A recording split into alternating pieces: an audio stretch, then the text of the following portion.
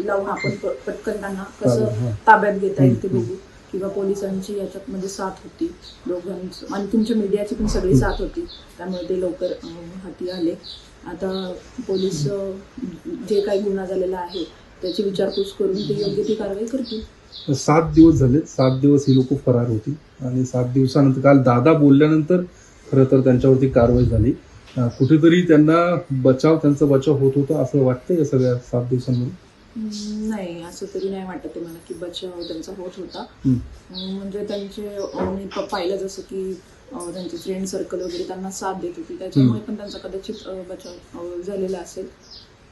या प्रकरणामध्ये तुमचे पती सुशील अगवणे त्यांना देखील अटक करण्यात आलेली आहे. मात्र तुम्ही काल ज्या पद्धतीने त्यांचा बचाव करतो, तुमचं म्हणणं होतं की त्यांच्याकडनं कुठलाही त्रास तुम्हाला नव्हता. मग या प्रकरणामध्ये त्यांना गोवण्यात आलं असं काही वाटतं तुम्हाला? हो, नक्कीच. कारण की आता पोलिसांमध्ये ते म्हणजे आलेलेच आहे, अटक झालेलेच आहे, तर त्यानुसार सगळे त्यांची विचारपूस केली जाईल आणि जो काही योग्य ते त्यांच्यावरती कारवाई दोघांवरती केली जाईल. काय कारवाई व्हावी आता अशी अपेक्षा आहे? कारण की अटक तर झाली, पण या पुढच्या काळामध्ये काय शिक्षा व्हावी, कारवाई काय व्हावी? म्हणजे ज्यांनी त्रास दिलाय तिला, म्हणजे ते त्यांना जन्मठेपेची शिक्षा ही मी कालच म्हटले की जन्मठेपेची शिक्षा ही झालीच पाहिजे त्यांना.